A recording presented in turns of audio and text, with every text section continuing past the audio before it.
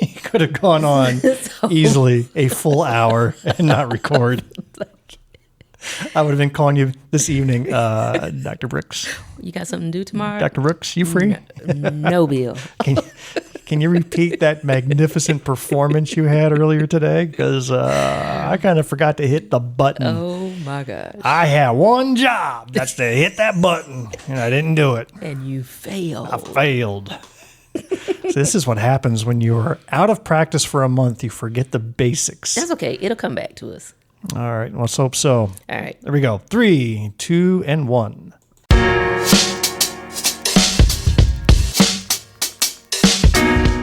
Welcome to episode 41 of Black, White, and Blue in the South, a podcast discussing Democratic politics with a Southern flair. I'm Bill Kimler. I'm Jamil Brooks. Do you remember us? Do you remember these voices? It has been a hot minute since we've been here in the studio. Yes. And we will do our best to recap some of the highlights from this past month. We're coming to you from Greenwood, South Carolina, a little red county in a very red state. If you like what you hear and think others ought to be listening as well, please leave a rating, write a little review, tell your friends about us, follow us on social media, or better yet, now this is the part Jamil loves the most because she never knows what she's walking into. This is the part where I always find something odd or bizarre somebody out in the political world has said or done. Oh my gosh. This may have taken the cake. No way. And I mean a literal cake. I mean, let me rewind. Or better yet, find us that bakery in Vermont that specializes in producing abortion cakes. What the world? I told you this would take the cake. Oh my God. This may be the craziest thing yet. Have you heard of such a thing as an abortion cake? No. Okay. You see, here in Greenwood, South Carolina, our local House representative, the great distinguished John McCravey III, posted the following statement on his Facebook page. He wrote, all caps, "Incredible testimony from this Vermont legislator." And then he goes, "This is Representative Victoria Strong from Vermont. She and her husband are Christians and raised a son who became a Marine. A few years later, she wanted to serve, so she ran and was elected to the state legislature in Vermont. Incredibly, she found she was the only Christian in the entire legislature. My God. Worse, on the anniversary of Roe v. Wade, the legislators celebrate with a cake and chant, 'We love abortion.'" Kid you not. Now you know that. This was his post word for word on his Facebook page. What in the world? So there's one of two things there. First of all, I contacted several newspapers out in Vermont. Yeah. And I produced a screenshot of this quote. It says, "What do you guys know about this?" And one responded and said, "This is absolutely nuts. First of all, she's not the only Christian in the legislature. And most assuredly, they did not have a cake and chant, 'We love abortion.'" You know what, though? But you don't even have to have, like, a whole bunch of common sense. You read that and you automatically went, this ain't right. There's one of two things that happen here. Either John McCravey made that story up and no such thing was said. Yeah. Or B, it was said and he is just so gullible and has no discernment of reality versus fiction that his radar of BS didn't go off at all like yours and mine did reading this. Yeah. Imagine having a cake and chanting, "We love abortion." That's what he's telling people in Greenwood happened up in Vermont. And, oh gosh. So anyhow, wouldn't you know it, a couple of days later, that post was no longer to be found. Of course, yours truly has a screenshot of it. Just to show that our representative has been detached from reality when it comes to subjects of women's health care.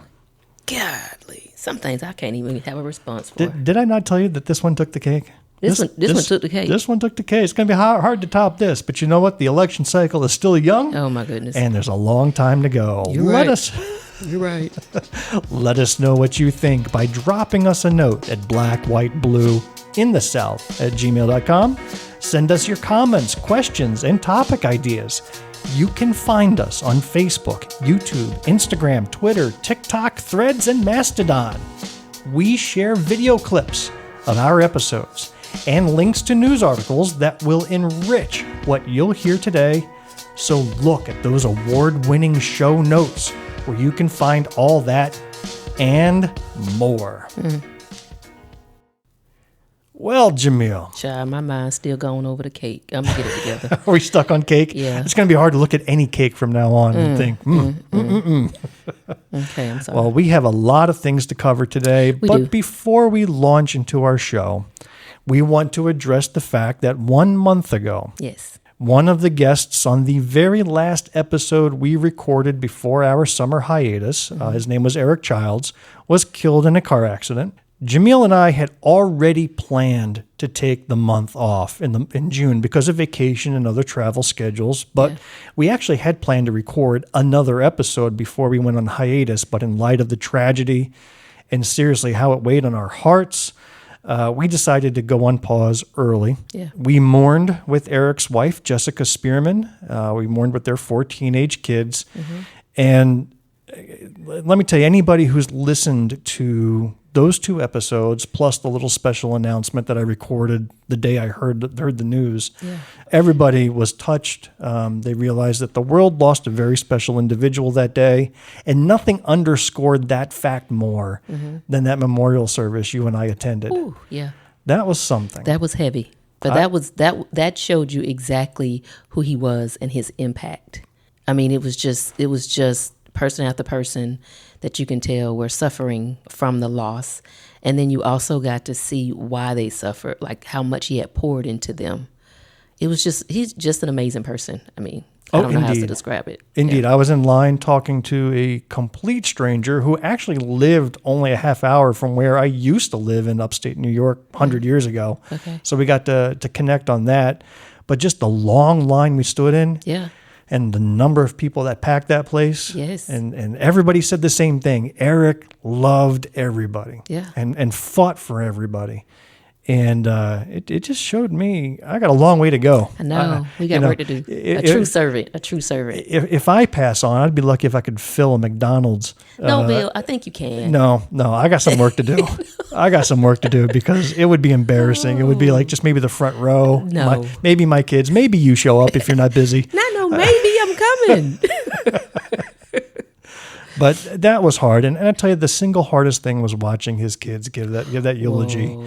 And as hard as it was for me to watch, believe me, this isn't about me. Yeah. Just feeling for them and just the hardest thing anybody has to do. I'll tell you this personal story. I had a younger brother who passed away many years ago. He was 19. In fact, we just the 20-somethingth anniversary of it, long time ago. Wow. And it was just a goofy accident. Don't need to go into details, but it was devastating, of course. He was my youngest brother, and my father gave the eulogy. Ooh. And I to this day, now my father's since passed. He passed a couple of years back. And as many things that I was annoyed with about my own dad and for all his faults and failings, from that day that he gave that eulogy forward, I forgive him everything because nobody should have to give the eulogy for their child. Yeah. And or being a teenager and give the eulogy for your own parent. Those are the hardest things I think anybody will ever have to go through in life, and we felt it that day. I was so proud of Eric's son. Yeah. So when I think it was the oldest daughter was struggling at the microphone, and she turned around and she looked at our brother and she went like, you got to get this. And then like the trooper, they took the microphone and just went on with it. And I went, oh, now you are leading like no other. And you followed Eric's example. And now here you are following in those footsteps. Amazing. That was a proud moment. Absolutely amazing. Yeah. I think what also is amazing, and this is just an absolute, I can't even share the amount of respect I have for his wife, Jessica, who despite all of this has stated and is determined to continue running for office herself. You see, Eric was running for office in the state house, and she was running for office in the state senate. Yes. And she says, I am still going to run. I'm going to carry this legacy forward, and we certainly support her 100%. Yes, most So, definitely. so hats off to you. Staying on that subject, one last point of update. for political updates, the South Carolina Democratic Party has found another nominee to take the place for Eric so that seat will not go unchallenged. Okay. And we have a candidate named Tony Wagoner. Yeah. He's a real estate agent in Anderson. He was the only Democrat to register for the House District 6 by the deadline that was established by the party. Okay. So there's no need for another primary. And then he will face April Cromer, Republican, in November. So we wish him the best. And we're going to put links to his pages, et cetera, in our show notes so you can learn a little bit about Tony and support him if you like, but at least that seat will not go unchallenged. Yeah.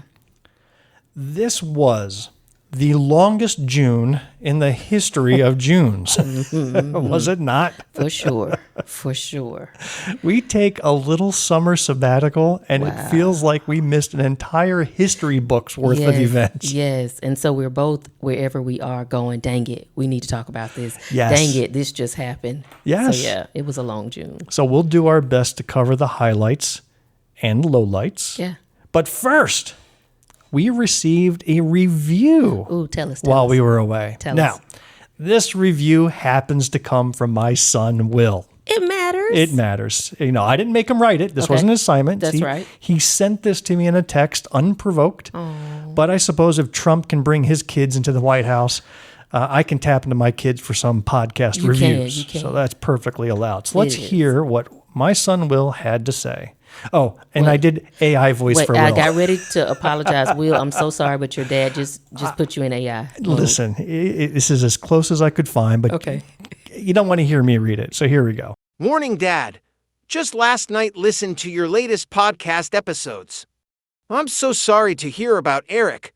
He seemed like an amazing person, and I'm glad I got to hear his point of view. To be honest, I saw the debate and then the Supreme Court's rulings yesterday and got all fired up. Listening to those 2 episodes helped calm me down, knowing that there are people fighting all over, even in states where I previously assumed it might be hopeless. Anyways, just wanted to say I appreciated those episodes a lot. Aw. That was sweet. Thanks, Will. That was sweet. That really made my day. It took me a little bit to reply to it because I was getting all emotional and teary-eyed. And of course, I fired a screenshot of that right over to you. Yep. What did I say? I said, I'm not crying, you're crying. And you know me like, oh my God, get it together, Jamil. Yes. That was sweet. Next week, we should be getting some reviews from Jamil's 10 sons. She's got 1 million. She's got 1 million of them out there, so I'm expecting her family, the Brooks family, to step up. If you ever taught, you got 1 million children for real. So yeah, I do. I also want to share one other story before we talk about the campaign trail and some other news. Okay. Yesterday morning, I stopped by a Democratic county party meeting at a neighboring county, and I'm not going to specifically name which one it is. All right. But I had an interesting thing occur. It was a good meeting. I would say maybe 30, 40 people in attendance and a lot of business covered and updates given, et cetera. And, we just heard from Will, and he's 25 years old, give or take a year. Don't hold me to that exactly, but I think he's 25 now if I do the math. So it's always good to hear from the young folk. But there was another young man at this meeting, and he raised his hand and asked to stand and speak, and he stood up. And he said he was 22, and, he says that times are rough, and it feels like he's the only young person who's paying attention out there. And in fact, he said he likes to think he speaks on behalf of the youth. And I was like, okay, we'll give him a listen. So he says, I'm 22. I still live at home. I can't afford to be on my own. And then he says, I voted for Trump before, and probably I'm going to vote for him again. And I just want to say a few things. And then he got shouted down, which I thought was an interesting reaction. So one of the older members of the party stood up and says, listen, this is a Democratic Party meeting. He says, this is not the place to hear from pro-Trump personnel, And then the kid's like, well, I have the same Constitution you live by, and he's just trying to get some words. And he was very respectful. It wasn't like he was there chanting slogans or anything, but as soon as he said, I'm probably going to vote for Trump again, some of the more senior members of this Democratic Party said, we're not having any of it. So I'm curious, what would you think if that had happened at one of our meetings? If a young person that we had not seen before, from out of town, as a matter of fact, came in and respectfully stood up and started espousing that he was a Trump supporter, and here's why. How do you think we would handle that, or should handle it? I think we should allow them a moment. You know me, and I see this a little bit in you too. Like, we want to hear exactly where you're going with that before we say, no, there's not a place for it. But you said this individual came from out of town to that meeting, which to me is, why would you not go to the meeting that's being held in your town? Because I'm sure there is one. But if that were to happen at our meeting, I would want to hear where they're going. We want to allow you the opportunity to voice something, because a lot of times when people say something, even if it's the stuff we don't want to hear, there's a message in there that we can get from it. So if you have a 22-year-old person who drove to say something, I think you should allow them to get into the message. If the message veers left, then shut it down. But at least see if there's some substance there that we as Democrats can take and say, well, this was a very valid concern coming from someone who voted for Trump and may consider doing it again. So I would have given them a little time. Now, I would not let them take our show. That's not happening. But I would have tried to figure out exactly where you're going with this comment or this conversation. And what your intent is. I agree with what you were saying. I think we would have heard him out, and I was actually surprised that there was a shutdown. In fact, there were other members that were shouting back, let him speak, you know. And, but at the end, the chair ruled otherwise. And I almost get it, because this is a Democratic Party meeting, you know, and they have an agenda, and it's meant for the members of the Democratic Party. Yeah. And it may not be the time or place to espouse different viewpoints, but you're right. You know, you and I running the show, I think we would have entertained it, as long as it stayed respectful and didn't get into name calling or chanting or anything else. And then take up all of our time. Like, what is it that you want to get off your chest as a voter? Because I understand this is a Republican voter, but he's a voter, and he's 22. Right. What does he have to say? I think the first thing I would say is, A, you don't speak for all youth. Correct. I hate to break it to you. Correct. And, you know, I have a son who was 22 just 3 years ago, and he was living on his own, so it can be done. It can be. I'm not saying that, you know, everybody has the same experience or opportunities or situations. I automatically get worried when one person stands up and says, I speak on behalf of millions. Yeah. And that's just not right there, that too. That ain't it. And I think I would have offered a little corrective information around and said, this is your experience, and maybe you can speak for people within your local group. Yeah. But you don't speak for all youth. That's it. Fired up! Ready to go! Fired up! Ready to go! Fired up! Would you believe that to this day there are people in Greenwood who say they are strong Democrats that do not know the story of Barack Obama and fired up, ready to go? Do you believe that's still the case? No. It is. Was running into some people just like that the other day. And I get excited when I get to introduce somebody to that story for the first time, and I send them the video where they can hear about it in President Obama's own words. But regardless, we are fired up. And we ready to go. We are. This is the moment in the podcast where we talk about the campaign trail for a little bit. Yeah. And normally we talk about our own campaigns, because I'm running for State House in District 13. I'm running for State House District 12. And boy, a lot of things have happened in the last month, but we're not going to touch on any of that just yet. We'll come back to that in another week or so, because we want to catch up on what's happened across the state. South Carolina held their primaries for all the elected positions this year, with the exception for president. The presidential primaries were held back in February. Yeah. And there's a lot of stories that can be told. Every county had really good candidates and really bad candidates. And some elections were close, and some were not close at all, and some had some drama and others. But let me start with just a quick shout out to my friend Russell Ott, who pulled through an amazing victory in a state Senate district against seasoned veteran Dick Harpootlian. He did. There was a redrawing of a district, and I believe it was Senate District 26.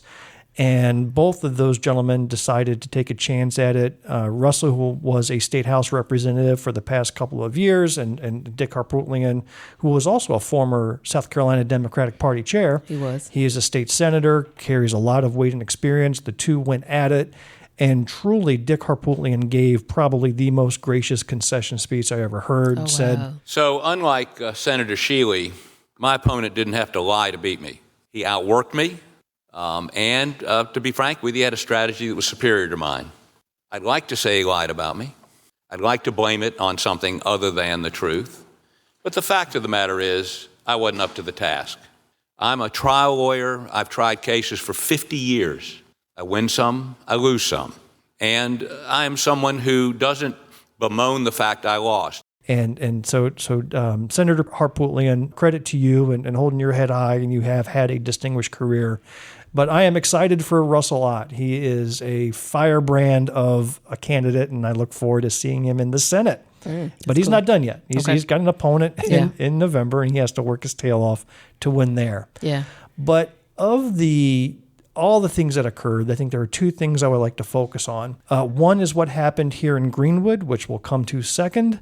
But first, I want to talk about what happened with the sister senators. And tell us, who are the sister senators? What does that term mean? Where did that come from? So this was a combination of female senators that took on the ban for abortion. They stood in solidarity, coming from different parts of the aisle or different ways to represent women and say, hey, we should not push for this particular ban.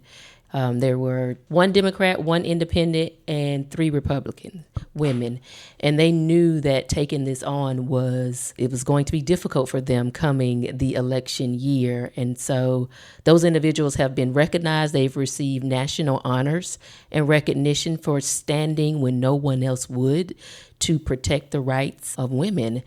And that is who we consider the sister senators. So they did know that they would face some challenges from the hardline conservatives. All 3, Sandy Senn, Penry Gustafson, and Katrina Shealy, all received opposition in the Republican primary against males. So let's point this out. So before the primaries came, these sister senators received word that if you stood, and I'm paraphrasing, if you stood in opposition for what we're trying to do on the Republican side, you would be challenged.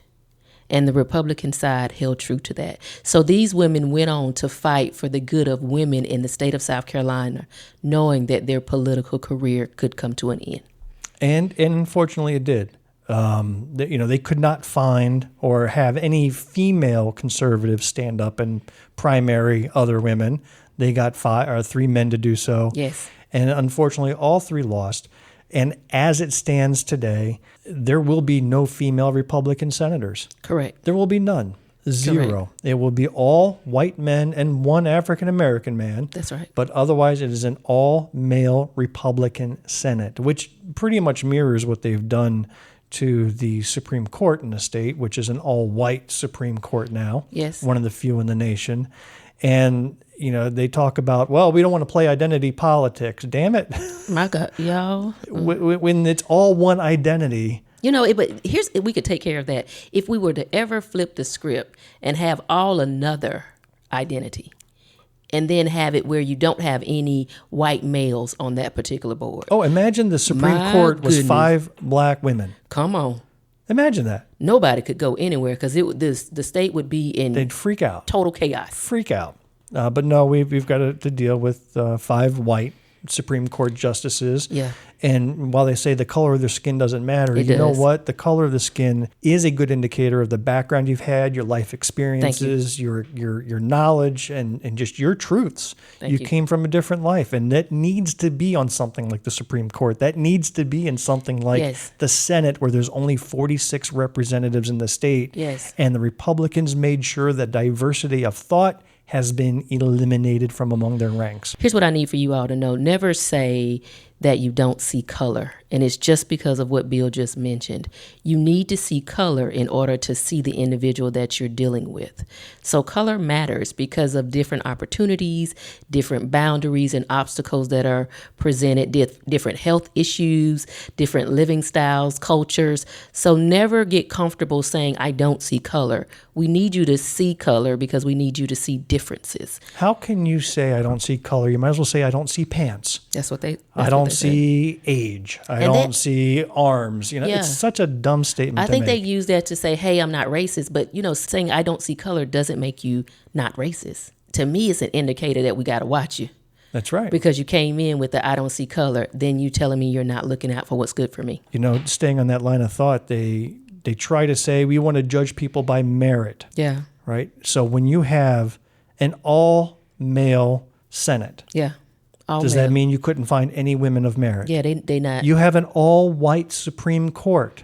Why couldn't you find any brown or black justices of merit? No, what does that mean? Couldn't cut it. Anyhow, I think one of the biggest losses that was universally recognized, in fact, it made national news, was Katrina Shealy's loss to a newcomer named Carlisle Kennedy. And Carlisle Kennedy's got that frat bro personality about him. A young male, but he looks like he came right out of National Lampoon's Animal House, with some of the prep. Yeah. And Katrina had suffered a lot of personal attacks during her campaign. She tried to brush it off, but she's had her tires slashed while she was at church. She had pellets shot through her windows in her house. She had billboards and mailings saying that she was a baby killer. All the same dirty things that we saw here in Greenwood when Billy Garrett defeated Floyd Nicholson. And Katrina Shealy, meanwhile, has been a staunch supporter of children, foster care especially, feeding the hungry kids in school. She's been a fierce advocate for veterans. And she's also got a special case for Alzheimer's, gaining millions of dollars for Alzheimer's research in our state, as she's the primary caretaker of her husband, who was diagnosed with Alzheimer's about 7 years ago. Wow. This is an extraordinary woman.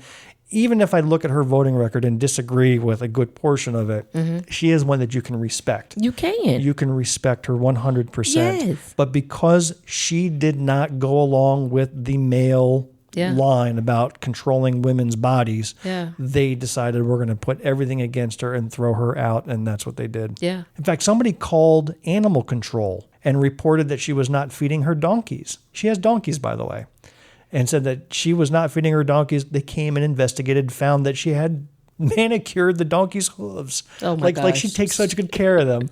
But that's kind of the dirty tricks that people play when they're just full of hate. Yeah. And, nothing else she did mattered except that one vote, which, by the way, all she did was slow it down. The vote went anyway, despite their opposition. Which they knew that it would, because they did not have enough people to vote against it. Right. So they knew this going on. And so what you've done in your white male role is to act as if there is anyone who wants to stand against you, you won't allow them and you will punish them. And that is what they did. They developed a campaign and a strategy to come in and punish the women who stood for women. And I just think that from a woman's standpoint, every Republican woman should have been pissed off at the fact that you just cleaned the House of the Senate of 3 women that you knew was at least hearing your vote and standing for you, or the potential for you to have a choice. And now you have a whole Senate, what they're aiming for, to be run by white men. So what about the women? And no one thinks that's a problem with that? None at all. None at all. So Katrina Shealy said, and this is a quote from her, she said that she's not done with politics. That's right. She may consider a run for U.S. Senate, governor, some other higher office. And then she targeted 2 fellow Republican males. Yes, she did. She targeted Richard Cash, Senator Richard Cash from Anderson, who our friend Jessica Spearman is running against. Come on, Jessica. And she's coming after Greenwood Republican John McCravey. Let's go, Bill. And she said, quote, "I'm going after them with all I've got. If it takes 2 years on McCravey or 4 years on Cash, I'm hunting them down like the animals they are." This is what they missing. Let me tell you something about a woman. Okay. Now, I don't know which version of this you want to be played, and you can get it from every background. But what you do not want to do is piss off women. You do not want to target them and have them feel like they're backed in a cage, because they will focus, they will strategize, and you will pay for it. So the same way that they removed her, she has vowed, and she is going to have the support she needs to make sure that those individuals don't rest well. So, of course, John McCravy was hurt by that statement, and he went on Facebook with the following. And we don't care. Well, I'm going to share it anyway. I'm sorry, Bill. Because I got a point to make. That's right, Don't you Bill. shut me down, too. It was him. I was shutting him down, not you, Bill. I love you. So, and actually, it was a weird post because this is the first time that it didn't look like he posted this himself because it was written about him in the third person. Ooh. So there was no I in this statement. It was referring to McCravy, just the way Trump talks about himself in the third person. So I don't know who wrote this or if he's now starting to talk like Trump. But he wrote, after losing her election, Senator Shealy publicly threatens to, quote, hunt McCravy down like the, quote, animal he is. Yes, McCravy endorsed Senator-elect Carlisle Kennedy, a Christian conservative who prevailed in the election. But wasn't it the voters of her own district who removed Senator Shealy from office by sizable margin? Interestingly, the press has not yet condemned this threat or the use of this language. Wonder what the reaction would be if McCravy said something like this. Well, he did. He grinned with the governor when the governor said he was going to find the Democrats and shoot them down. Didn't he hunt them down with dogs? Hunt them with dogs. So you've been chuckling with the governor since he was hunting them down with dogs. So now you become a member of the K9 family. You got something to say. Sir, back away. Back away. You got just what you deserve. See, this the thing that get me. Bill done woke me up, y'all. This the thing that get me. They can say and do whatever they want to do to people, but the moment somebody stands up to them and says, we're not taking it, then they want to whimper and cry victim. Shout out to we're going to Senator take Shealy. A break and allow Dr. Jamil Brooks to take an ice bath because she is on fire right now. My bad. And before we have a cardiac arrest in studio, and my CPR license has expired, by the way, so you're on your own. One more thing. Okay, because I taught CPR for years and trained students, but don't let me go. You're going to have to do it to yourself. Okay, we don't know how that's going to work out. Here's one other thing. I want them to stop doing this in the name of Christianity. You're to me now, and I'm a Christian, but what I won't do is make a mockery of my beliefs to support a stance because I want that stance. That is not the way this goes. And I know that if they are a Christian, they have read something that's called the Bible somewhere in there, right?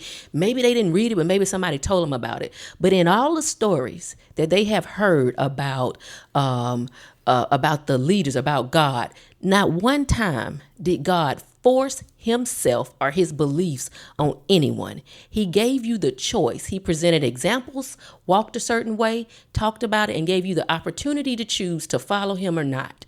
So why is it that Republicans are only saying that this is a good Christian man or he's a Christian, she's the only Christian, as if that is the way to say this is the way this should go? And you can't fault people and try to bully people using their Christian faith into believing what you want to believe. So I need people who identify as Christians to stop letting them do that to them. Yeah, it's something when you see people wield the Bible as a weapon. Yeah, and that doesn't impact them. Right. And then they're wielding the Bible for one portion, but on the back end of the Bible, they're doing something that the Bible is saying don't do.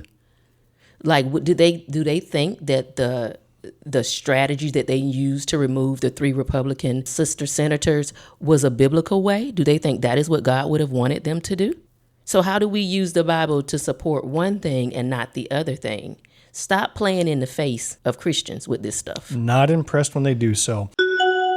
I'm going to pivot to talking about the South Carolina primaries here in Greenwood, South Carolina. Okay. Now, you may be not in a district that's anywhere near Greenwood. You may not even be in South Carolina.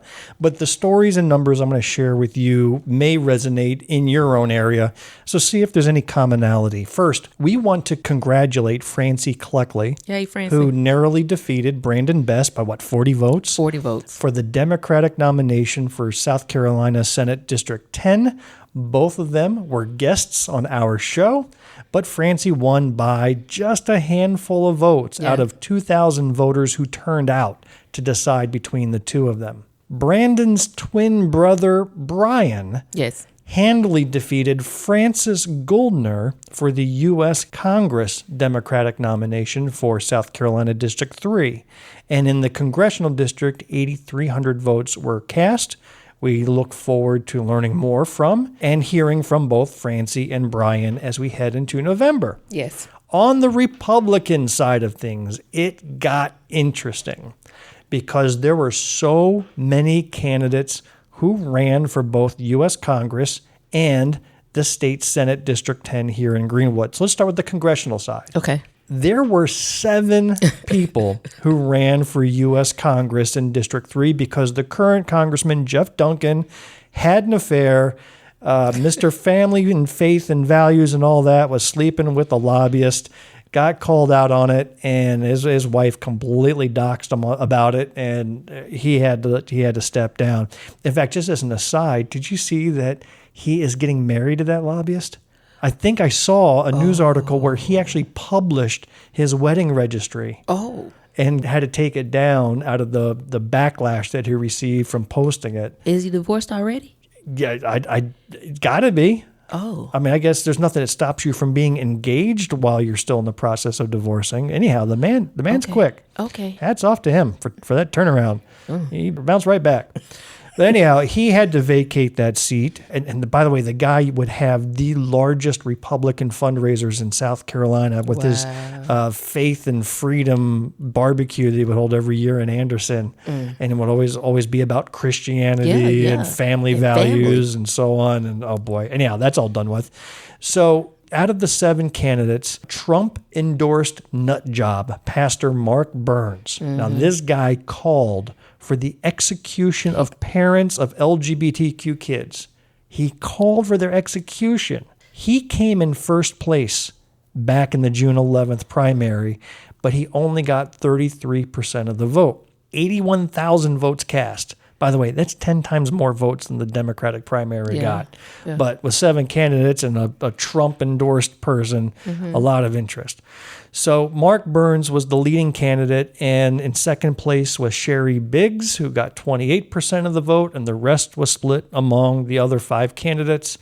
Personally, I was glad to see Lawrence House Representative Stuart Jones knocked out. Yeah. Because he placed a distant third, and he's just a heinous lawmaker. Yeah. But when nobody secures more than 50% of the vote, like you got to get 50% plus 1 to be declared the winner. Yeah. Then it goes into a runoff, and the top 2 vote getters have to run against each other 2 weeks later. That's such a horrible system. We're going to talk about that in a few minutes. Okay. So after 2 weeks, the runoff was held, and Sherry Biggs defeated Mark Burns 51% to 49%. Yep. 55,000 votes counted. That was a 32% drop-off from the previous election, but she squeaked it out. Now, Mark Burns is just extraordinarily dangerous.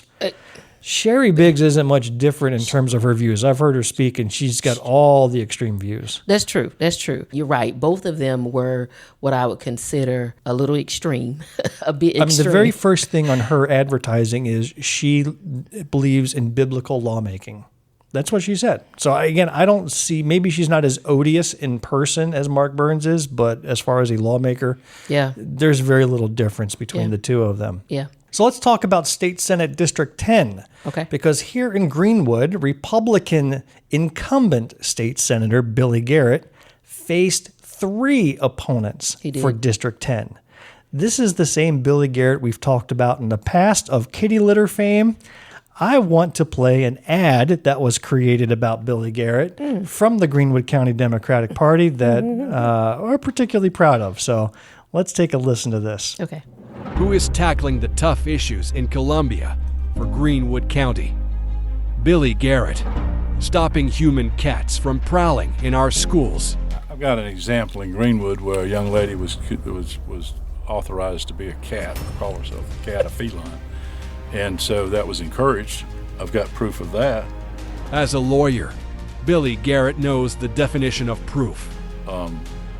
Even to the point of asking them to put a litter box in the bathroom. So, I mean, that happened in Greenwood County. So Billy Garrett, if he says it happened, it happened. Billy Garrett, protecting Greenwood from attractive transgender women. you may come upon someone who looks like a beautifully attractive female, and then when they speak to you, you can tell that they're probably not. Billy Garrett, master constitutional scholar with all the law at his fingertips. If you can tell me, again, I know there are those who have a broad reading of the Constitution, but it was pretty straightforward what I read to you that came directly out of the Constitution in that section of the Constitution providing for disqualification for judges. We need someone who truly tackles the serious issues. We need Francie Cleckley for State Senate.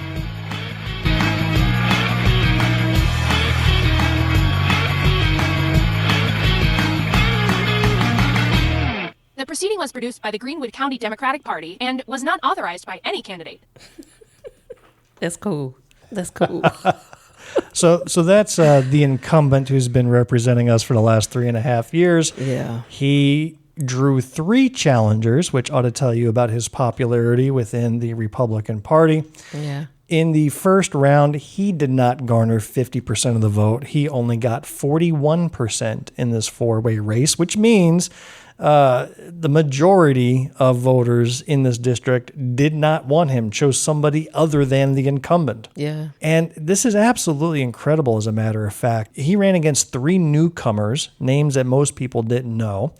12,900 votes were cast. Recall, only 2,000 votes in the Democratic primary. We got to talk about that turnout. Yeah. But this incumbent, who spent, by one report that I heard, if you included all the PAC money that went into this as well, over $100,000 on this primary. Now, you and I are out there fundraising for our campaigns. Yeah. I don't think in 5 years we'd raise $100,000 between the two of us. It ain't happening. Spent $100,000 and still couldn't get 50% of the vote.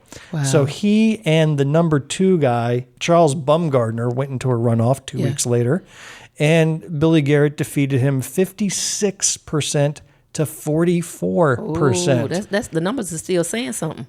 Out of 8,800 votes, that was a drop off of 32% from the regular primary. So Billy Garrett is now the official Republican nominee as he heads into the November election. Yeah. What does that say to you? Well, the numbers say to me, you barely got it this time and you won't get it ever again. I think this might be the end of the Billy Garrett era, is Yes, what indeed. I see. And they shown the voters, not me, I didn't make it up. The voters have shown that twice back to back.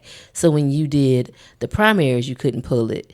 And then in the runoff, you barely pulled it. It should have been a landslide for someone who has been serving Greenwood for this amount of time. Your efforts and your work should have been able to have been shown at the polls, but it wasn't. So I think we may be approaching the end of the Billy Garrett era.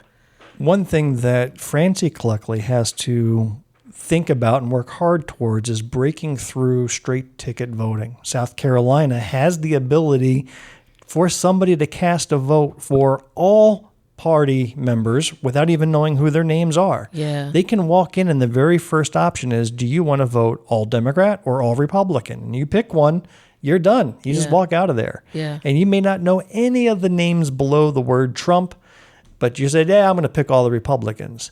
That's what's allowed them to coast to victory. Yeah. So all of this disaffectation here that we see in the primary doesn't go for squat if everybody is just going to rely upon straight ticket voting.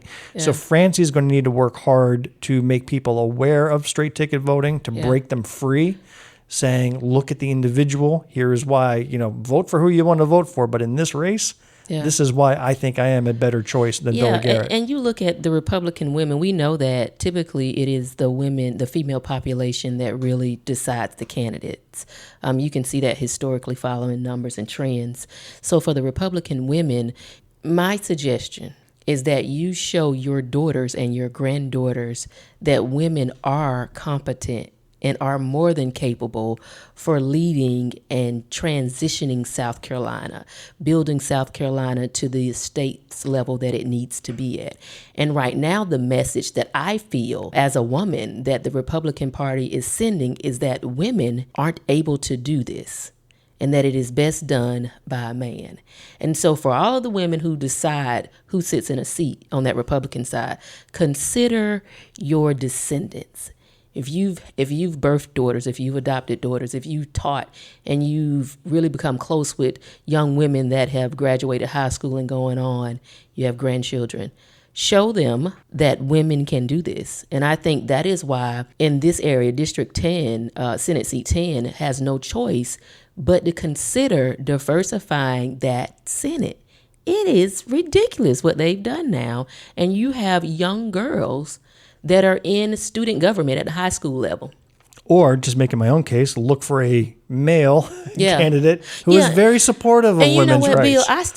I thought about that. You know what I need to do is point out more of the fact that not all men, not all white men, and that is what I tell people, not all white men are like the ones that I'm ranting about. You know, there are some good people, and I really do believe, without a doubt, that if we had you in there, that we would be protected. And that's what you have to, and that's why name recognition is so big and not straight ticket voting. Because for the Republican women, when it comes down to 13, if we need somebody for 13 that's going to consider Republican women, well, you know who it's not. So you know you needed to be Kimmler. That's right. So, yeah. Now, I just want to talk for 1 second about this whole process.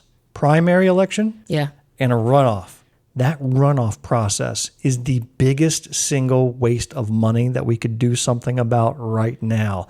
Because when you have that runoff, you've got to open up all your polling locations. Greenwood County has 50 of them. You do. Other counties have hundreds. You got to open them all back up. You got to pay people to sit there from 7 to 7. Yeah. You got to have the counters, the technicians, and hats off to Connie Moody here in Greenwood. She love Connie. Ran it flawlessly, and I have the utmost confidence in her and her staff. Yeah. But the amount of money that's spent is so unnecessary. And according to this group called Fair Choice, the results of a runoff may not be representative of what the people want, because there is such a drop-off in the turnout from a runoff. As we saw, over 30% drop-off from election to election between the regular primary and the runoff. Yeah. But then having just the top 2 vote getters forces people into a Sophie's choice that they may not want.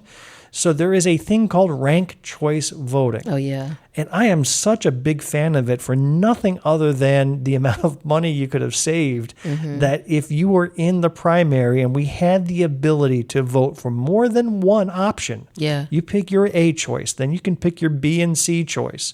And if nobody gets the top votes, then those votes get distributed to the B's and the C's, and eventually you come up to a more consensus winner. I want to play a little video from Fair Choice that explains ranked choice voting and kind of why it's good aside from the monetary aspect. Okay, good. I was just going to say elaborate.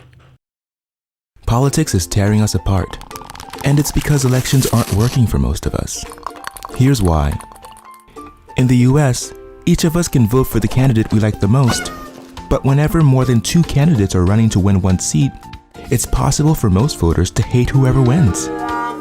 Because of this split vote, politicians can ignore the will of most voters and still win. Ranked choice voting gives you the freedom to select a backup choice to prevent that from happening. Let's say a group uses ranked choice voting to decide what to eat for dinner tonight. Each voter selects their favorite dish, but also has the option to choose backup dishes. If one food receives more than half the votes, it wins, just like in any other election. But let's get to dessert, where the competition is more fierce. What if no ice cream flavor has more than 50% of the vote? Under a normal race, vanilla would win, even though a majority of voters didn't pick it. With ranked choice voting, the flavor with the fewest votes is eliminated, and voters who chose that flavor as number 1 will have their votes count for their next choice. Everyone gets a say, no one wastes their vote, and the winner is the flavor that the largest number of people agreed upon. That's ranked choice voting. It's as easy as 1, 2, 3. You get more voice and more choice, and that makes elections better for all of us. That was a good one, Bill. That's a really good way to explain it. I like it. Well, thank you. Yeah, I just found it. Okay. I didn't create it. Okay, but I just found it. Yeah, but that's a good one. So between that, which just goes over the, on its face value, the reason why ranked choice voting is better. Again, the financials, meaning not having to have 2 more weeks of campaigning, no more 2 weeks of ads and mailers. My God, I could wallpaper my house with the number of Billy Garrett mailers I received. Yeah. I mean, again, tens of thousands, $100,000 spent on that campaign. We would have been done with the results that first night. You know who it is, and you move on. And that's what we need, I think, from the top all the way down, ranked choice voting. Yeah, I agree. I think that's a good fit. Now, we've been at this for almost an hour already. Have we really? We have. So we'll wrap up today with a little bit of news. For up-to-the-minute reports, stay tuned to this station. Now the news. Well, aside from all the items that we spoke about today, and it's been a long episode already. Boy, we got back into the habit of being chatty rather easily. I told you it would come natural. It came right back. But we do need to talk about the biggest event that happened in the month of June, and that was the presidential debate between Donald J. Trump and President Biden, a show by every measurement out there. And there's just no other way to say it. I started to send you the clip with Florida Evans from Good Times when she said, damn, damn, damn. Because as that debate went on, I could just see myself just like falling apart. So let's set the stage of expectations prior to the actual debate. Okay. Again, we've talked about this before. You and I had the opportunity to see Joe Biden in person back in January. Seen him on the campaign trail. He's fiery. Yeah, he doesn't run around the stage. He doesn't, he has a raspy voice. He does have a stutter. But boy, I would love to see that Joe Biden. And that's what I was expecting to see Thursday night. But when he popped on that screen, I saw tired Joe. I saw Joe, like, before he even said anything, I was like, God, he looked like he is tired tonight. And I think that might have played into it. So before we go, let's just go ahead and get this out of the way. I don't need anybody to tell me that, I didn't understand anything he said because of the stutter. I have seen that and seen clips on Instagram and Facebook about the stutter, and I just keep going. Like, you're worried about, and it's like, give Joe some water, give him some water, and I kept going. Yet again, we are focused on the wrong thing. We're focusing on how he sounds instead of what he's saying. And even though it may not have had the pack and the punch that we wanted, President Biden said some stuff that we needed to hear. Put it this way. Trump met all the expectations. Yeah, he was going to be nothing in the beginning. He did exactly what he did. There was no surprise by anything he did. Yeah. It really was a surprise in Biden's performance because we've seen what he can do even recently, and he didn't do that. Yeah. Now, I wish it was just a matter of stuttering and raspy voice. Yeah. There were times where you couldn't tell what he was saying. But what do you think that was from? I watched this in a group of people. You did. So there was a dozen of us that got together. We all brought snacks, more food than you would expect at a wedding banquet. Okay. We had it all. So we sat back with the popcorn and the food and some wine and ready to watch this on TV. Okay. And I'm going to play for you a minute clip of a moment where we all went silent. Oh, God. So I'm gonna play. This was early on in the debate, too, where we knew we were not in for what we expected. So I want to see your opinion on this. It's when he dropped the Medicare. Let's watch this. Okay. President Biden, I want to give you an opportunity to respond to this question about the national debt. He had the largest national debt of any president in a 4-year period, number one. Number two, that $2 trillion tax cut benefited the very wealthy. What I'm going to do is fix the tax system. For example, we have 1,000 trillionaires in America. Billionaires in America. And what's happening? They're in a situation where they, in fact, pay 8.2% in taxes. If they just paid 24%, 25%, either one of those numbers, they'd raise $500 billion, I should say, in a 10-year period. We'd be able to wipe out his debt. We'd be able to help make sure that all those things we need to do, child care, elder care, making sure that we continue to strengthen our healthcare system, making sure that we're able to make every single solitary person eligible for what I've been able to do with the with the COVID, with dealing with everything we have to do with, look, if we finally beat Medicare. Thank you, President Biden. President Trump? Yeah, that was it. It was the Medicare. That was it. So he started off okay. I mean, yes, billion versus trillion, he corrected himself. Mm-hmm. A million versus thousand, he corrected himself. Mm-hmm. That I expected that. That is just his speaking style. But he had the numbers. He had 8.2. He had percentage rates and so on. But towards the end, where he had one of those, it was like that Mitch McConnell Frozen moment. Yeah, he was trying to get that word. When you have tens of millions of people watching, boy, that was tough. And we all just felt it in our gut. Yeah, that was my first damn moment. I went, oh, damn. Yeah. Now, I want to compare that to another clip. Less than 24 hours later. Oh, you saw that too? Less than 24 hours later, he is in North Carolina. This is my president. This is a different man. Let's watch this. This is the one I know. Let me close with this. I know I'm not a young man. He even looks different. He got some sleep. Well, I know.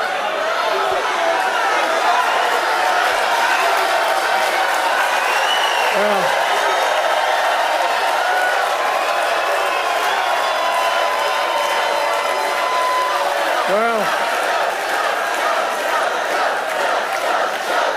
I don't. Folks, I don't walk as easy as I used to. I don't speak as smoothly as I used to. I don't debate as well as I used to. But I know what I do know. I know how to tell the truth.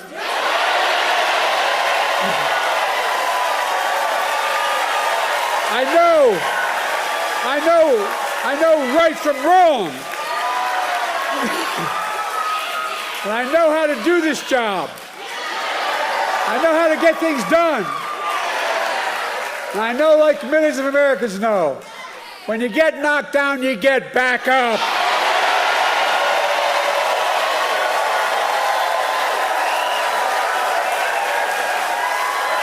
I know what it took to take our economy from the depths of the pandemic to where it is today, the strongest economy in the world. I know what it'll take to bring this economy to everybody. I know what it'll take to rally the world, to stand up against Putin and defend freedom, not yield to him. Anyhow, you can see that was a different Joe. So let's also take one thing into consideration. When we saw him in the First of the Nation, he did not have notes. That was back in January. But he did have a teleprompter. He did. Yeah, but he didn't follow it like he did, right? But in this debate, he followed those notes so heavily that if he got off, he couldn't get himself back on. Here he is again, and he's not following as heavily as then. Somebody said that, and I heard this just this morning from a friend, this North Carolina rally. Yeah, I saw that, but that's him with a teleprompter. In the debate, he didn't have a teleprompter and had to think on his own, and he couldn't. That's the prevailing theory or the belief. Well, what they thought he was looking at, just an empty podium. Yeah. I mean, the notes you have, you're not allowed to bring your notes. Everything you have, you're right. You're given an empty pad of paper and a pencil, and you can take your own notes. So who was this? It was the former DNC chair said exactly what I thought. He was so shocked at the lies that Trump was telling that it was almost flabbergasting him. And he would go, in his mind, he's like, I got to even see if this is even possible. What are you saying? And he spent so much time saying, what are you saying? That's one theory I've heard. Another theory that has been making the rounds is that Biden had a cold and that he was on cold medication. They said that. For some people, that could knock you right out. Now, I don't know that I'm going to buy into that. Obviously, if I was heading into a national debate, I'm not taking cold medicine that has any type of depressants or any mood-altering drugs in it. I'm just not doing it. I'll just drink extra water if I have to. Yeah. But you got to keep your mind sharp. But regardless, there's talk about Biden stepping down and being replaced with another candidate. And many Democrats of note are saying, for the sake of our nation, we can't let Trump win. Anybody else could be in a better position. So I just want to talk about what I learned. They talk about an open convention. So in August, there's a convention in Chicago, and they say we need to make it an open convention, which means let's pick a new leader. Well, for that to happen, I just want to set the record straight and inform some people just how unlikely and nearly impossible that is going to happen. It would require Joe Biden first to voluntarily step down. He can't be removed. If he stays in, and then by all indications he says, listen, I had a bad night, screw it, I'm moving on. Yeah. Anybody who has pledged their vote from the primaries are already legally obligated to vote for him in that primary. It's a done deal. He's gained the most delegates from all the primaries across all the states. They can't switch their vote. That just it's already recorded, as a matter of fact. You can't not vote for Joe. That's just a legal impossibility. Yeah. If he did step down, however, and he says, listen, best interest of the nation, yada, yada, I'm stepping down, then all those delegate votes are up in the air and it becomes an open convention. But it requires him to step down first. Second thing that's also really interesting, did you know that the National Convention is scheduled past the deadline by which a couple of states require the presidential nominee to be settled? So like Ohio, for example. According to their state constitution, the presidential nominee needs to be formally declared by the party convention by sometime in July, let's say. And they sent a note to the Biden campaign saying, listen, your convention is after our deadline. You don't have a nominee, you're not going to be on the ballot. Now, that's happened a lot of times in the past, and kind of as a courtesy, they always make exceptions. Especially if you've got just convention scheduled and you know who the nominee is going to be, they'll make a 1-year exception to the rule and away we go. Well, this year, the Republican state lawmakers in Ohio says, we're not making an exception this year. Screw y'all. Yeah. Like they're just being jerks about it, right? Every other time this has happened, it's been okay. For them, by any means necessary. In fact, it happened with the Republican convention in 2020. It was held after the deadline for Ohio, but the lawmakers then says, we'll make an exception for Trump. Now it's Biden, we're not making an exception. So the way the Democratic Party is working around it, they're having an electronic roll call before that deadline. They're going to have their nominee voted on electronically, submit it to Ohio, and then just formalize it in the in-person convention. If this became an open convention, they would be past that deadline. They'd have to do this open convention stuff before Ohio's deadline. Yeah. And try to get it all in. That's not nuts. happening. Yeah, I don't know if that's not happening. That's not happening. Anyhow, I think it's nearly impossible at this stage. Yeah. And in fact, the best sentiment I heard came from Val Demings. Val Demings said, and this was my quote, I love this. I put this up on my wall. She says, when Donald Trump was found liable for sexual assault and 34 felony counts, I did not see one Republican panic. If they can rally around their criminal figurehead, surely Democrats can rally around our democracy and a good man working to protect it. That's President Biden. Yeah. And really, that's it. I got two things. Go ahead. First thing, let's, as a people, stop focusing on the age. Because what you have to understand is that the president is not by him or herself. They are surrounded by a strong cabinet. And if you're watching Biden's cabinet, it is very diverse, and it ensures that every ethnic group has a face and a place at this table where decisions are being made that will impact you as a voter. So don't just say, oh my God, he's going to be 84 when he finishes his term. He may be 84, but his cabinet members are significantly younger. And the other thing that this president shows us is that he listens. He rationalizes. He accepts a collaborative spirit. He is not one who seeks out dictatorship or control, and he is one that welcomes differences. So I think we need to consider that. I had a conversation with one of my girlfriends, and she said they knew not to talk to me after that after that debate.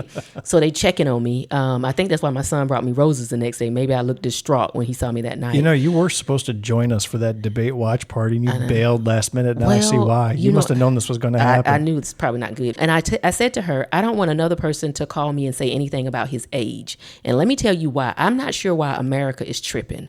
When Queen Elizabeth died, what was her role? What was her job? What was she doing? She was the what? She was the queen. She was a figurehead. Of what?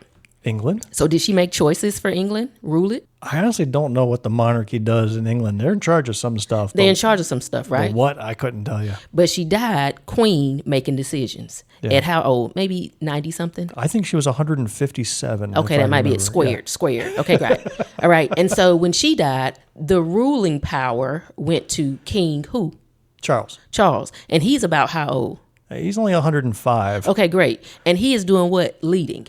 No one is complaining. They are allowing this age thing to trip them up. You have kings and queens, and if you look, the cultures and the leaders of different tribes are typically older in age. Look, isn't Paul McCartney and Mick Jagger older than Biden? Come on. And they're out there performing. Performing and doing great things. So stop doing that and just embrace this. Let me give you this last thing that I took because I could not speak on Facebook or Instagram. Y'all didn't want me to type right after this. So I reposted Beverly Kendall, and she said, I think we need to stop acting as if voting for Biden is some gift or favor to Biden. Joe Biden will be fine if he doesn't win the presidency. It is the women who won't be. It is visible minorities who won't be. It is the LGBTQ plus community who won't be. It is non-Christian religions that won't be. It is the disabled community that won't be. It's unions that won't be. It's the middle class who won't be. It's the working poor who won't be. It's the health of the planet that won't be. And I went, I don't have to say nothing. She said it for me. Damn straight. Damn straight. And for anybody who thought Trump did a great job, something wrong with you. I want to share a clip and just one example. You gonna talk about the black jobs? No, I think that's been memed enough. We're good with black jobs. Okay. Okay. They're taking the black jobs. Okay. No, I want to talk about the pattern everybody in the room I was in saw whenever Trump spoke. President Trump, the question was about what would you do to make child care more affordable, if you want to take your minute. Just so you understand, we have polling, we have other things that they rate him the worst because what he's done is so bad. And they rate me, I'll show you, I will show you, and they rate me one of the best, okay? And if I'm given another 4 years, I will be the best. I think I'll be the best. Nobody's ever created an economy like us. Nobody ever cut taxes like us. He's the only one I know. He wants to raise your taxes by 4 times. He wants to raise everybody's taxes by 4 times. He wants the Trump tax cuts to expire. So everybody, including the two of you, are going to pay 4 to 5 times. Nobody ever heard of this before. All my life, I'd grow up and I'd see politicians talking about cutting taxes. When we cut taxes, as I said, we did more business. Apple and all these companies, they were bringing money back into our country. The worst president in history by far, and everybody knows it. Do you remember what the question was? Because he ain't answered none of them. Do you remember what it was? When it's about children. See, that's the thing, is that when he goes off in these tangents and starts throwing everything else out there, you forget what the question was. Well, let's just go back right to the very beginning. President Trump, the question was about what would you do to make child care more affordable, if you want to take your minute. Okay. Did he touch child care at all? Did not. He did not do that the whole time. Every question was irrelevant because Trump just went and answered whatever he was going to answer, and that was the pattern. People in my group were shouting, answer the damn question. Joe Biden was at least attempting to answer the questions. He tried to answer. He stayed on topic for the most part. Yeah. Biden got in a really good question, and this is why I think it was a shame. Biden's performance was bad, and it hurt, but Trump's was awful, and it was just there for the taking. I mean, you put Kamala Harris up there, you put Pete Buttigieg up there. Yeah. Trump would have walked out of there with a little clown's hat on, a little jester's hat, ringing the bells, because he would have been the biggest fool. Even I would have done a great job, I think, because it's just, man, he just had some layups up there that just weren't taken advantage of. And so after I came to, because I thought it was a dream, but after I came to, I started to think maybe I was hoping that maybe this was a good thing. It made Biden look bad. But by Biden allowing Trump to run, it should have exposed how crazy he really is. And now he really has no substance. He said nothing new. He brought no hope. He answered no questions. All he tends, even when they questioned him about the January the 6th, his response to that was kind of like, well, hey, it ain't my fault. It's Nancy Pelosi's fault. She said it was her fault. It's her fault. So this is a guy who looks to pass blame. And tell me, how can you make a promise as bold as we're going to free the hostage and we're not paying $600,000 to bring a person home? And how can you say that you're going to end the war on Gaza even before you take the seat? You said you're going to do all this doing president-elect. Because his fan base does not believe in holding him accountable to anything he says. They just rally around him because they like that personality.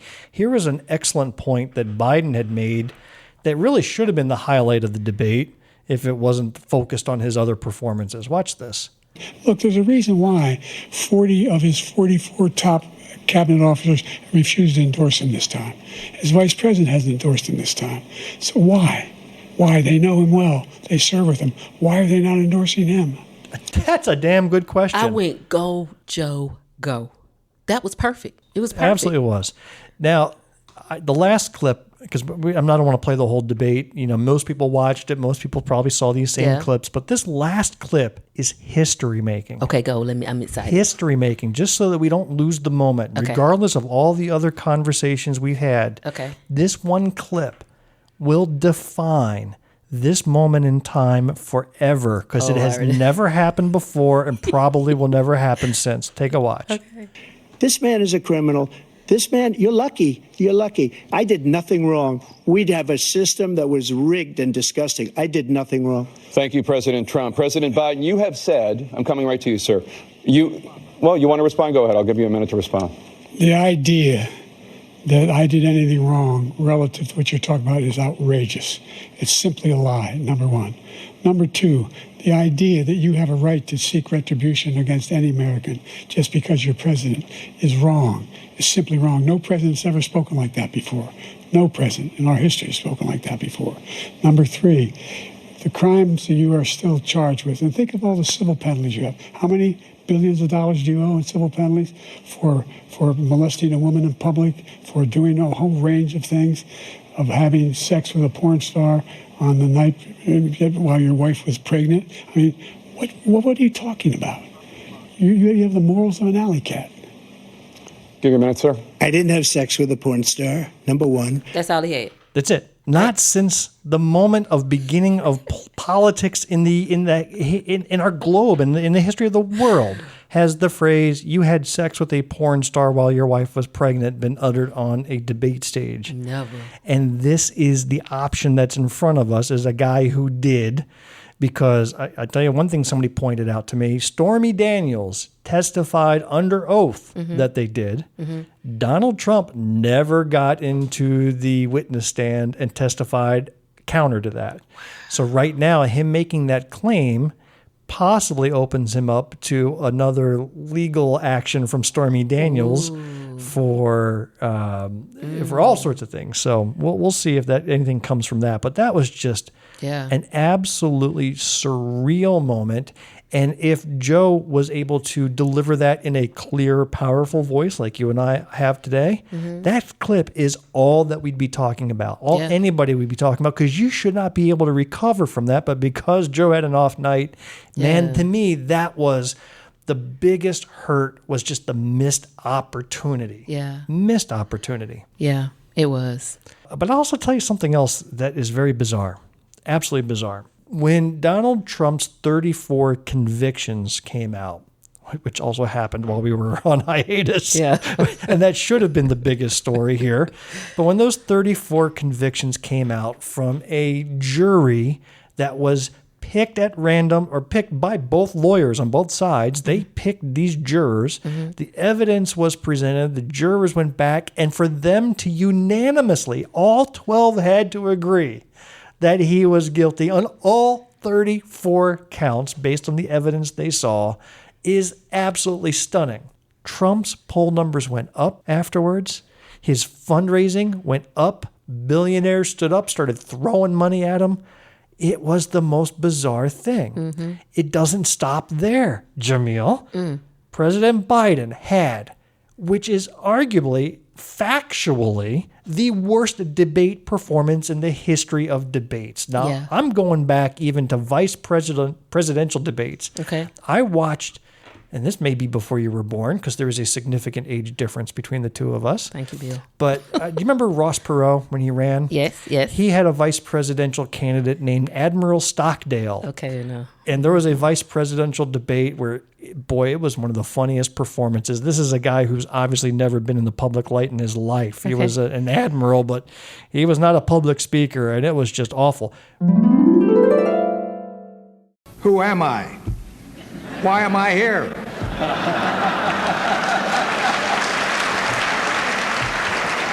I'm not a politician. Everybody knows that. So don't expect me to use the language of the Washington Insider. 37 years in the Navy, and only one of them up there in Washington. and now I'm an academic. The centerpiece of my life was the Vietnam War. I was there the day it started. I led the first bombing raid against North Vietnam. I was there the day it ended, and I was there for everything in between. 10 years in Vietnam, aerial combat, and torture. I know things about the Vietnam War better than anybody in the world. I know some things about the Vietnam War better than anybody in the world. And I know how governments, how American governments can be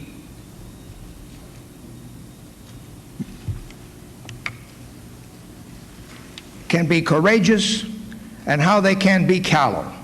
And that's important. That's one thing I'm an insider on. President Biden's performance was worse than that. Oh, God. Literally the worst debate performance I've ever seen. They polled the heck out of the nation afterwards. Yeah. Joe's numbers have gone up. His favorability has gone up. Oh. His fundraising from grassroots, not the billionaire class, but the grassroots, broke records over the next 24 hours. Yeah. I don't get it, personally. You know, I didn't feel myself running to donate, but you know what? I'm still a supporter of democracy. Yeah. But boy, I did not expect that. And this whole concept of what makes sense is gone. Yeah, you know, the other things that he pointed out that I'm hoping that people caught, like I just 100% believe allowing Trump to keep talking about the black jobs really did it. So grassroots is going to push and get some funding there because, hey, you just said this. But I also like the way he pulled out two really important things. And he said Biden is a person who believes in the potential and still loves America versus Trump, who is a person who thinks that it's stupid, which is his common word, and that it's deplorable and we need to fix it. Well, you have one who's pushing for hope, and there's one who's saying the ship is already sailed, but we can do whatever we can with it. So Biden pointed out that never in the history have you heard another president speak as low about America as Trump has spoken about America. That should have woke up a lot of people who love the country itself. And then the other thing that he pointed out was that never in the history of presidents have you heard a presidential candidate boasting about the fact that when he takes office, he's coming for the people who came for him. That thought process in a person who will have access to as much power as the president has should not be allowed to run and assume the seat of president. Trump tried to explain that away with some hand waving during the debate, but it was very weak. At the end of the day, for me, it comes down to this. Which of these two men do you trust to surround themselves to handle a crisis? Oh, that's right. You've got Trump, who'll have Steve Bannon and Rudy Giuliani and Donald Trump Jr. and the Pillow Guy and other cuckoo conspirators who are loyal to him will become part of his cabinet. They will. I throw my lot with Team Biden and the hard work and experienced, smart people that he's got.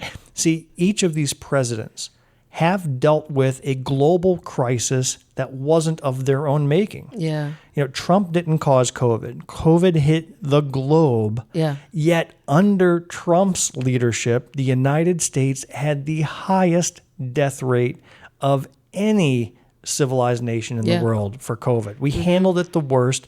And Trump pointed out that more people died under Biden. Biden tried to control it and did great, but there was such a powerful anti-vax conspiracy. This is a pandemic. COVID was fake. Just working against that extended the deaths well beyond where it needed to be. How many people were vaccine skeptics that died asking for the vaccine? Yeah. Thousands of them did. Thousands.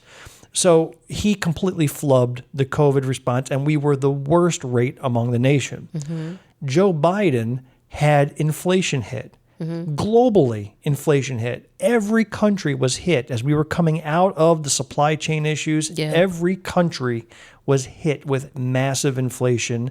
And under Biden, the United States has come out of it faster and stronger, if not the strongest, one of the strongest in the entire world. That to me shows the difference between these two administrations when given similar circumstances, not of their making, how they dealt with it. And I'm going to continue going with the one that passed these challenges with flying colors. Yeah. Yes, we all suffered. So did people in every country on this planet. Who came out of it better? The United States. Yeah. In the next 4 years, we may have another 2 to 3 Supreme Court justices appointed. Come on, talk about it, Bill. Okay. The current corruption of our Supreme Court today has done so much damage to precedent over the past few decades. It's created chaos in our country. People are more disenfranchised than ever, and they cannot be held accountable. They are running rampant under their own set of rules. They don't have to follow any ethics. Correct. Justice Thomas, Justice Alito, they've been bought and sold multiple times. 2 or 3 more judges in that same direction could make that permanent. Or 2 to 3 judges, more like Ketanji Brown Jackson, could make it a more deliberate Supreme Court. I'm so glad you mentioned that. And so no one misses this. Electing Trump in November allows him to potentially appoint 3 to 4 more Supreme Court justices. I was going 2 to 3, but if you want to knock out the rest, go right ahead. It could very well be. And so it's really important to know this is what you can't do, because allowing him to get there has a domino effect on the precedents that have already been set. So I'm so glad you mentioned that. And that's a wrap for this episode of Black, White, and Blue in the South. It's been about 2 or 3 days since we started recording this episode, but here we are at the end. We hope you enjoyed what you heard. Please, please, please take a quick minute and leave us a rating and a review of our show. If you do, we will send a Roe v. Wade abortion cake to the office of John McCravey in your name. In their name, Bill? Yes. Okay. Yes. Got it. And if you put a review out, we will send an abortion cake to his office in your name. Can't we just do a cupcake? If you are a blue dot in a red sea, keep the faith, keep up the hard work. Change only happens over many years of work and dedication. As former President John Quincy Adams once said, always vote for principle, though you may vote alone. And you may cherish the sweetest reflection that your vote is never lost. You know I like the quotes. That's a good one. That's a good one.